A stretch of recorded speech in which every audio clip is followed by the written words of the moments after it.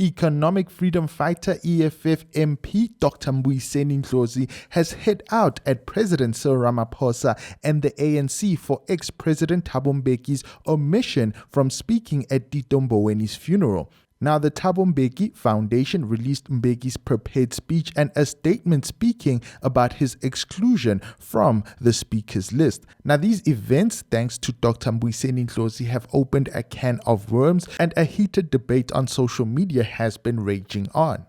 So the former President Thabo Mbeki's omission from speaking at the funeral of late ex-Finance Minister Tito Mboweni has definitely caused a lot of drama. Notably, the Economic Freedom Fighters Member of Parliament Mbuyiseni Ndlosi has rained down criticism on President Cyril Ramaphosa and his party, the African National Congress. So Ndlosi posted the following on his social media. Seemingly, the Cyril Ramaphosa government refused or removed Thabo Mbeki from the program of Tito Mboweni's funeral. This is despite the family stating that it was Mboweni's wish for Mbeki to be one of the speakers in his funeral. Here is a prepared speech which Mbeki couldn't deliver, and it is, Mbeki says, "I say this because members of the Mboweni family informed me a few days ago that in his written directives about his funeral, Comrade Tito said that I should be one of the speakers. The sad thing about government-run funerals is that they always undermine family wishes, especially the wishes of the dead. Sad state of affairs. I can't imagine the pain Mbeki feels. You can't wish that on anyone. To this day, I repeat, there is only one Winnie Mandela family. You couldn't do that to them." So there is the tweet in which Ndlosi bashes the ANC as well as President Cyril Ramaphosa for not allowing Thabo Mbeki to speak at the funeral. Now, Tito Mboweni passed away on Saturday, the 12th of October at the Johannesburg hospital after a short illness at the age of 65. He was laid to rest at his family home in Tzaneen on the 19th of October. Now, President Cyril Ramaphosa delivered the eulogy after granting a special official funeral for the former South African Revenue Bank governor. Now, since then, the Thabo Mbeki Foundation has spoken out about Thabo Mbeki's omission, whom it was understood that Tito Mboweni had asked while he was still alive to speak at his funeral. Now, responding to these events, Thabo Mbeki did release his speech, and this is the speech that Thabo Mbeki had prepared for Tito Mboweni's funeral.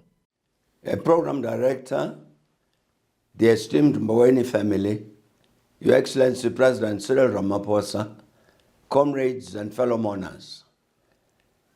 It is with a great sense of humility that I stand here today to say farewell to a distinguished son of our people, Tito Titus Mboweni, whom we shall forever honor as a revolutionary, a comrade, and a friend.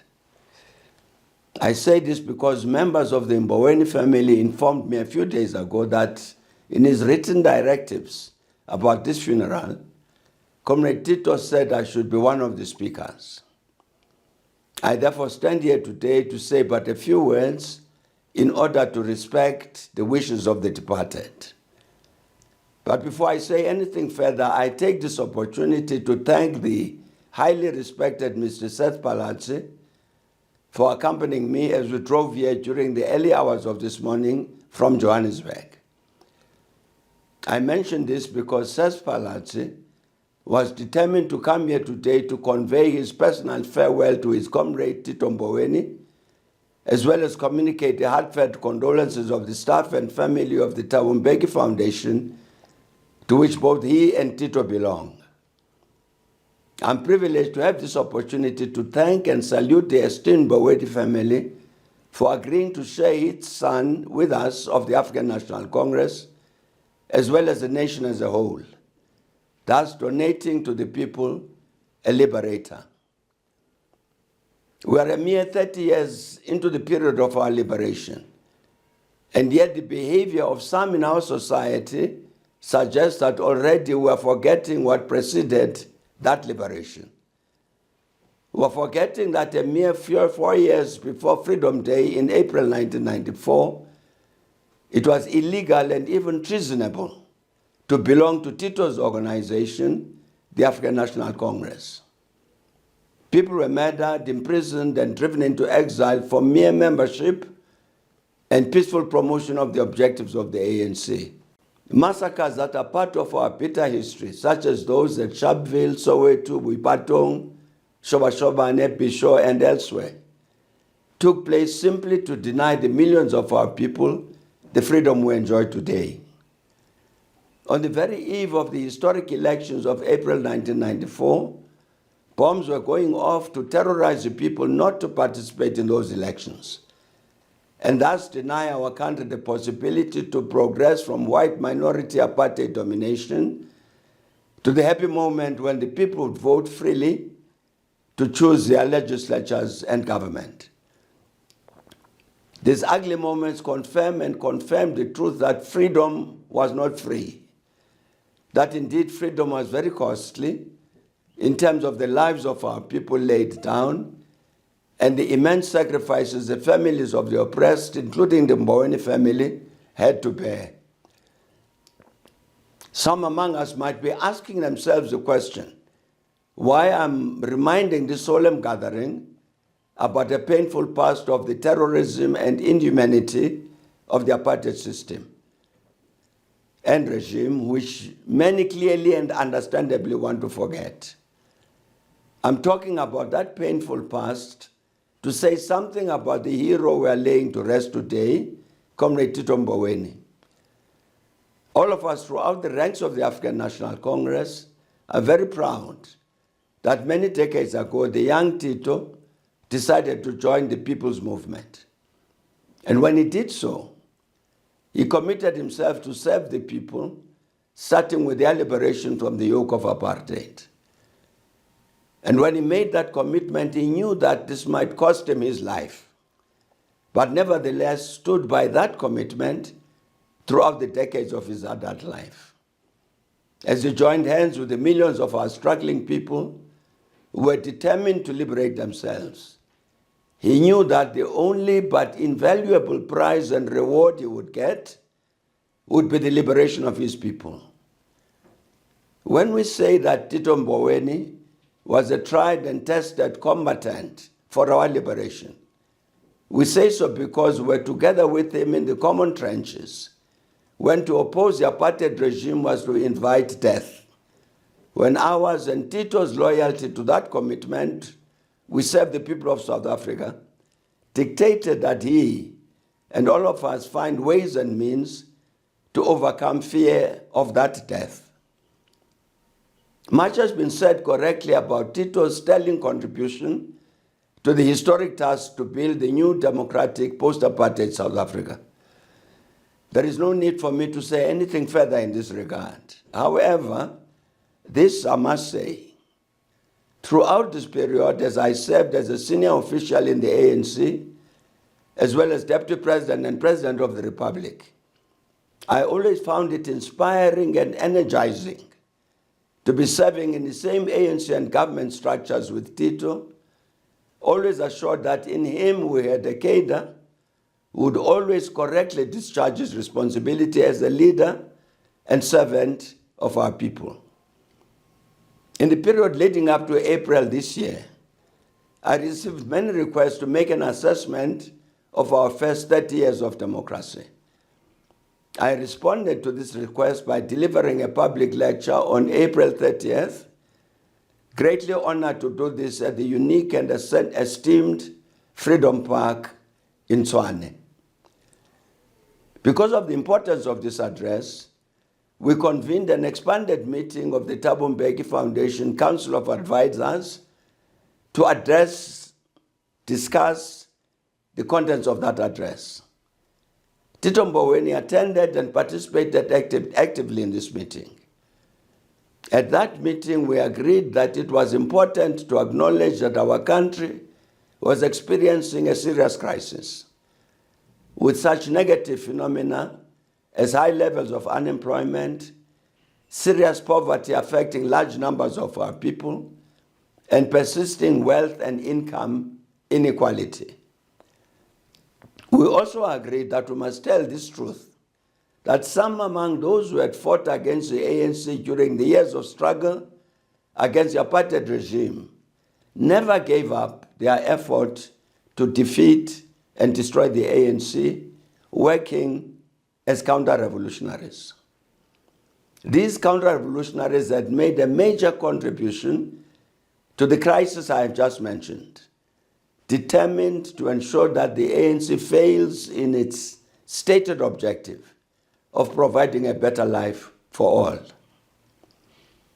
Together with Comrade Tito, we agreed that so serious was the crisis situation I've mentioned that it was absolutely imperative that our nation as a whole should engage in a truly inclusive and first ever national dialogue to answer the questions: how do we pull our country out of its crisis, and what do we want South Africa to look like tomorrow?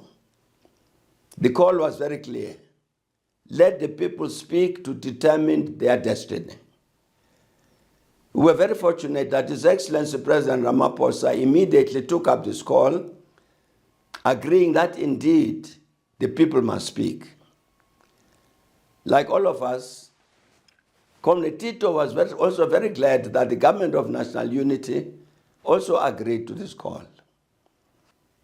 I know that many throughout the country, black and white, women and men, young and the elderly, urban and rural, people of faith, traditional leaders and healers, academics, artists, sports people, and I'm certain many of you present at this solemn occasion are saying, as Tito would, we await with bated breath the national dialogue to begin. Then came the general election of May 29. As all of us know, for the very first time since liberation in 1994, Tito's organization, the ANC, failed to get the required majority of votes to govern South Africa in a number of provinces on its own. Comrade Tito agreed that these electoral results meant two things of the greatest importance to the ANC. These were that the results constituted a threat to the National Democratic Revolution, as well as a threat to the leader of that National Democratic Revolution, the ANC. Accordingly, we agreed that as members of the ANC, we shared a common responsibility with the leadership and the rest of the membership of the movement to answer the very urgent and critically important question practically. What must we do to defend the democratic revolution, as well as its leader, the ANC? In this regard, Comrade Tito insisted that it should be included in any delegation which would engage others seeking to answer this question. What must we do to defend the democratic revolution, as well as its leader, the ANC? Comrade Tito departed the world of the living at a time when both his country and his movement needed him most. Both needed him because despite the temptations which have captured some among us, he remained the true revolutionary cadre formed during the years of struggle to defeat the apartheid crime against humanity. As we contemplate what we should do to honor that principled revolutionary and true patriot, Comrade Tito Mboweni, I have no hesitation in saying that we must serve as unwavering activists for the realization of these last two strategic tasks, which Tito considered to be of primary importance. I speak here of the pioneer inclusive national dialogue, which will enable the people to speak freely about the South Africa they want. I also speak of the historic and urgent task to defend the democratic revolution and its leader, the ANC. To honor Comrade Tito and his legacy, our voices must ring out very loud and clear to promote these two strategic tasks, reaching out to all of the relevant stakeholders, hoping that they will hear us. As I've heard Comrade Tito say on occasion, I too will repeat. Those who have ears to hear, let them hear. Lava bangana tindlebe takutwa abadwe. Abo banendlebe zokuva mabeve. Let them hear the calls we make as we pay tribute to our comrade and friend, Tito Mboweni. Program Director, I'm honored to have this opportunity to convey my wife Zanele's and my own heartfelt condolences, as well as those of the Thabo Mbeki Foundation, to all the Mboweni family at the sudden and unexpected loss of a beloved and worthy son. Our dear comrade Tito, please rest in eternal peace.